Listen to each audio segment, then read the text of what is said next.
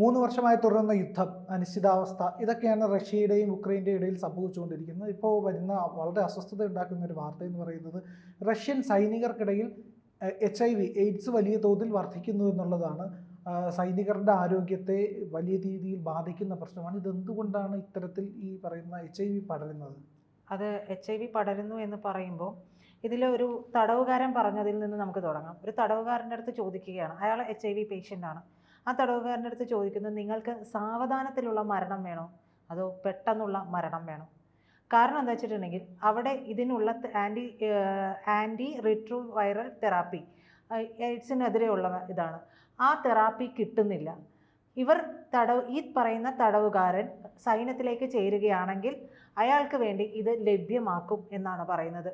അപ്പോൾ സ്വാഭാവികമായിട്ടും വേഗത്തിലുള്ള മരണം ആരും ആഗ്രഹിക്കാത്തത് കൊണ്ട് അവർ പറയും സാവധാനത്തിൽ മരിച്ചാൽ മതി.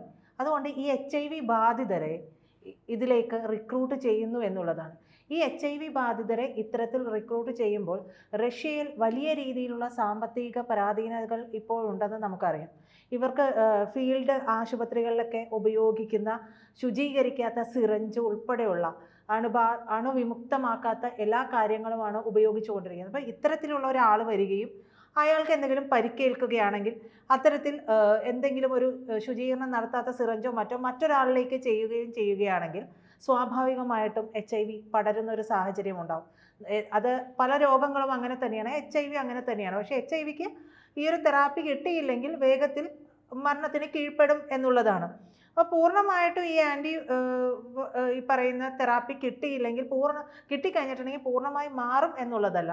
പക്ഷേ എന്താ പറയുക, ദുർബലമായിട്ടുള്ള പ്രതിരോധ ശേഷി കാരണം ഉണ്ടാകാൻ സാധ്യതയുള്ള മറ്റ് അണുബാധകൾ അവരെ ബാധിക്കുന്നത് ഒരു പരിധിവരെ ഇവർക്ക് തടയിടാൻ കഴിയും എന്നുള്ളതാണ്. അപ്പോൾ സൈന്യത്തിൽ ചേരുമ്പോൾ ഇങ്ങനെ ഒരു ഓപ്ഷൻ മുന്നോട്ട് വയ്ക്കുകയാണ്.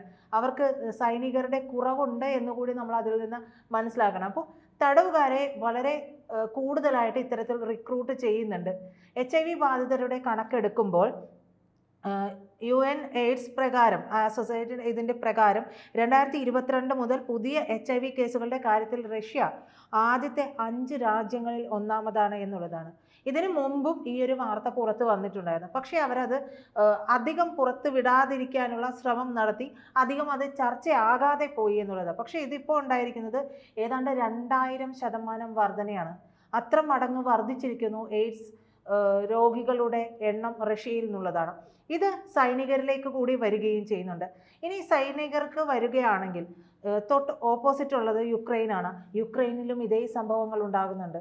യുക്രൈൻ പക്ഷേ ആരോപിക്കുന്ന ഒരു കാര്യം എന്ന് പറയുന്നത് ഇവർ അധീനതയിലാക്കുന്ന, അതായത് റഷ്യൻ പട്ടാളം വന്ന് അധീനതയിലാക്കുന്ന പ്രദേശത്തെ ആളുകളെ ബലാത്സംഗം ചെയ്യുകയാണ്. അതിപ്പോൾ ഈ പറയുന്ന പോലെ LGBTQ ഉൾപ്പെടെയുള്ളവരുടെ കാര്യങ്ങളിൽ ബലാത്സംഗം, ഇത്തരത്തിലുള്ള കാര്യങ്ങൾ നടക്കുന്നുണ്ട്. അപ്പോൾ ഇത്തരത്തിലുള്ള കാര്യങ്ങൾ നടക്കുമ്പോൾ അവിടെയുള്ളവർക്ക് കൂടി വലിയ രീതിയിൽ എയ്ഡ്സ് പടരുന്ന ഒരു സാഹചര്യം ഉണ്ടാകുന്നുണ്ട് എന്നുള്ളതാണ്. ഈ പറയുന്ന റഷ്യൻ മാധ്യമങ്ങൾ പറയുന്ന റിപ്പോർട്ടുകളാണ് ഇപ്പോൾ കൂടുതലായിട്ട് പുറത്തു വരുന്നത്. യുക്രൈനിയൻ മാധ്യമങ്ങളുടെ കണക്കുകളാണ് പുറത്തു വരുന്നത്. ഇതിൽ യുക്രൈനിയൻ സൈന്യത്തിൻ്റെ റിപ്പോർട്ടുകളും പുറത്തു വരുന്നുണ്ട്. ഇവരുടെ കണക്കനുസരിച്ചിട്ട് റഷ്യൻ സൈന്യത്തിലേക്ക് റിക്രൂട്ട് ചെയ്യപ്പെടുന്ന 5-ൽ ഒരാൾക്ക് HIV ഉണ്ടെന്നാണ് ഇവർ പറയുന്നത്. അപ്പോൾ ഇത് വളരെ ഗുരുതരമായിട്ടുള്ളൊരു സാമൂഹിക പ്രത്യാഘാതം കൂടി റഷ്യയിൽ ഉണ്ടാക്കുന്നുണ്ട്. ഈ റഷ്യൻ സൈനികരിൽ മാത്രമല്ല, അല്ലാതെയും ഈ പറയുന്ന HIV എന്ന് പറയുന്നത് അല്ലാതെയും പടരുന്നു എന്നുള്ള വാർത്തകൾ അവിടെ വരുന്നുണ്ട്. ഇത് റഷ്യൻ മാധ്യമങ്ങൾ റിപ്പോർട്ട് ചെയ്യുന്നത് കുറവാണ്. സ്വാഭാവികമായിട്ടും അത് നമുക്ക് ചിന്തിക്കാവുന്നതേ ഉള്ളൂ. അപ്പോൾ നമുക്ക് ഈ പറയുന്ന പോലെ ഇവർക്ക് ജീവൻ നിലനിർത്താനുള്ള മരുന്നുകളുടെ ലഭ്യതക്കുറവ് കൂടി അവിടെ ഉണ്ട് എന്നുള്ളതാണ്. ഈ പരിക്കേറ്റ സൈനികർക്ക് രക്തം നൽകുന്നത് ഒരുപക്ഷെ ഈ HIV ബാധിതൻ്റേതായിരിക്കാം. അങ്ങനെയും അത് പടരാം. ഇത് തന്നെ ആകണമെന്നില്ല. പിന്നെ മാനസിക സമ്മർദ്ദം റഷ്യൻ സൈനികർ വളരെ കൂടുതലാണ്. 3 വർഷമായിട്ട് തുടർന്നുകൊണ്ടിരിക്കുന്ന യുദ്ധമാണ്. ഇതേ സമ്മർദ്ദം ഈ പറയുന്ന യുക്രൈനിയൻ സൈന്യത്തിനുമുണ്ട്.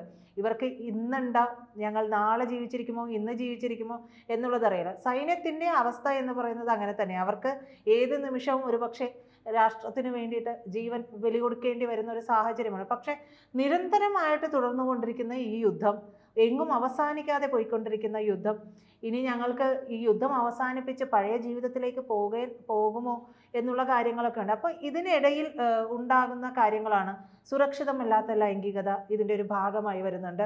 അവിടെ മയക്കുമരുന്ന് ഉപയോഗം റഷ്യൻ സേനയിൽ കൂടുതലായി വരുന്നുണ്ട് എന്നുള്ള റിപ്പോർട്ടുകളും വരുന്നുണ്ട്. അവിടെ കോണ്ടം പോലുള്ള പ്രതിരോധ മാർഗങ്ങളുടെ ലഭ്യത കുറവും വരുന്നുണ്ട്. സ്വവർഗരതി വരുന്നുണ്ട്. ഇതെല്ലാം ബാധിക്കുന്നുണ്ട്. അപ്പോൾ ഇത്തരത്തിലുള്ള കാര്യങ്ങൾ വരുമ്പോൾ അവിടെ വളരെ വ്യാപകമായ രീതിയിൽ HIV പടരുന്നു എന്നുള്ളതാണ്. നമുക്കറിയാം, നമ്മുടെ രാജ്യം ഒരു യുദ്ധം നടത്തി 4 ദിവസം, ആ 4 ദിവസത്തിനുള്ളിൽ സ്പോട്ട് ഔട്ട് ചെയ്ത് അവരെ കൊണ്ട് അടിയറവ് പറയിക്കുകയാണ് ചെയ്തത്. പക്ഷെ ഇത് നിരന്തരമായി ഇങ്ങനെ ചെയ്തുകൊണ്ടിരിക്കുമ്പോൾ അവരുടെ സാമ്പത്തികമായിട്ടുള്ള പ്രശ്നം ഉണ്ടാകുന്നു. ഈ സാമ്പത്തിക പ്രശ്നത്തിൻ്റെ കൂടെ ഇത്തരത്തിലുള്ള കാര്യങ്ങളുടെ ലഭ്യതക്കുറവ് വരുന്നു. ഇതൊന്നും സൈന്യത്തിന് സജ്ജമാക്കാൻ പറ്റുന്നില്ല. നമ്മുടെ നാട്ടിൽ നിന്ന് വരെ റഷ്യൻ കൂലിപ്പടയാളിയായിട്ട് പോയവരുടെ വാർത്തകൾ നമ്മൾ കണ്ടതാണ്. ഇതുപോലെ തന്നെ മറ്റൊരു തടവുകാരനായിട്ടുള്ള റസ്ലാൻ എന്ന് പറയുന്ന ഒരാളുടെ കാര്യം കൂടി ചില മാധ്യമങ്ങൾ കൊടുത്തിട്ടുണ്ട്. അയാൾ ഒരു മയക്കുമരുന്ന് കച്ചവടത്തിന് പിടിക്കപ്പെട്ടതാണ് റഷ്യയിൽ. അയാളും ഈ പറയുന്ന HIV ബാധിതനാണ്. HIV ബാധിതരല്ലാത്തവരെയും റിക്രൂട്ട് ചെയ്യുന്നുണ്ട്. പക്ഷേ ഇത് അറിഞ്ഞുകൊണ്ട് തന്നെ, അതായത് HIV ബാധിതനാണെന്ന് അറിഞ്ഞുകൊണ്ട് തന്നെ ഇവരെ റിക്രൂട്ട് ചെയ്യുന്നു എന്നാണ് പറയുന്നത്. റസ്ലാൻ പറയുന്നത് 10 വർഷത്തോളം ഇയാൾ ശിക്ഷ അനുഭവിച്ചു. അത് കഴിഞ്ഞ് 1 വർഷം കൂടെ ഈ ശിക്ഷ അനുഭവിക്കേണ്ട സാഹചര്യം വന്നു. ഇയാൾക്ക് പുറത്തു വരാൻ മറ്റു മാർഗങ്ങളൊന്നുമില്ല. ഈ പറയുന്ന റഷ്യ ചോദിക്കുന്ന അയാളുടെ മുമ്പിൽ വയ്ക്കുന്ന ഒരു ഉപാധി എന്ന് പറയുന്നത് ഈ പറയുന്ന മുൻപേ പറഞ്ഞ തിമൂറിനോട് വെച്ചിട്ടുള്ള ഉപാധി തന്നെ. നിങ്ങൾക്ക് വേഗത്തിൽ മരിക്കണോ അതോ സാവധാനത്തിൽ മരിക്കണമോ? സ്വാഭാവികമായും അതിനുള്ളിൽ നിന്ന് പുറത്തു വരാനുള്ള തിടുക്കം കൊണ്ടായിരിക്കാം അവർ സമ്മതിക്കുന്ന ഈ ഒരു കാര്യത്തിലാണ്. ഈ റസ്ലാൻ എന്ന് പറയുന്നയാളുടെ പലരും സുഹൃത്തുക്കളിൽ പലരും HIV ബാധിതരായിട്ട് ചികിത്സ തേടിയിട്ടുണ്ട്. പലരും അവിടം വിട്ട് പോയിട്ടുണ്ട്. സൈന്യത്തിൽ ചേരാൻ നിർബന്ധിക്കുന്നു എന്നുള്ള വാർത്തകൾ ഇയാൾ പറയുന്നുണ്ട്. ഇത്തരത്തിലുള്ള കാര്യങ്ങളെല്ലാം അവിടെ ഉണ്ടാകുന്നുണ്ട്.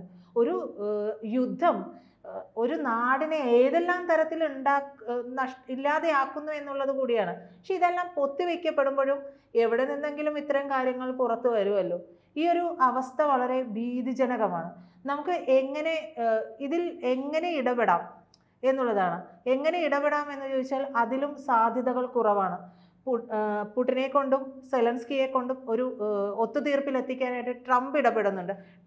ട്രംപിൻ്റേതായിട്ടുള്ള താല്പര്യങ്ങൾ ഉണ്ടെങ്കിൽ പോലും അതിലേക്ക് ഇടപെടുന്നു. പക്ഷെ അതിന് വഴങ്ങാതിരിക്കുന്നുണ്ട് പുടിൻ വഴങ്ങാതിരിക്കുമ്പോഴും പുടിൻ ചെയ്യുന്നതിൽ എന്തെങ്കിലും സത്യമുണ്ടോ? ഒരിക്കലെങ്കിലും ഒരു ഭരണാധികാരി ഇത്തരം വാർത്തകൾ ചെവിയിലൂടെ കേട്ടുപോകാതിരിക്കുന്നില്ലല്ലോ, വായിച്ചു പോകാതിരിക്കുന്നില്ല.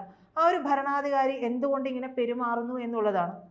പുടിൻ അയയുമ്പോൾ സെലൻസ്കിയെ മുറുക്കുന്ന ഒരു രീതി ഈ പറയുന്ന നാറ്റോ രാജ്യങ്ങളും അമേരിക്കയും ഒക്കെ ചേർന്നുകൊണ്ട് നടപ്പാക്കുകയും ചെയ്യുന്നുണ്ട്. സത്യത്തിൽ ആ 2 രാജ്യങ്ങളുടെയും അവസ്ഥ എന്ന് പറയുന്ന ഭീതിതമായ രീതിയിലേക്ക് പോകുന്നു.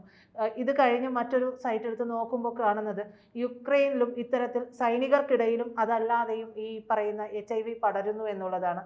ഒരാളിൽ നിന്ന് ഒരാളിലേക്ക് ഇതൊക്കെ പടരാൻ അധികം നേരം വേണ്ട എന്നുള്ളതാണ്. അവരുടെയൊക്കെ ജീവിതചര്യകളും അവരുടേതായിട്ടുള്ള ബന്ധങ്ങളിലുള്ള കാര്യങ്ങളിലുമൊക്കെ നമുക്ക് അത് ഊഹിക്കാവുന്നതേ ഉള്ളൂ. അപ്പോൾ അത്തരം കാര്യങ്ങളിലൂടെ ഇതെല്ലാം പടരുന്നു.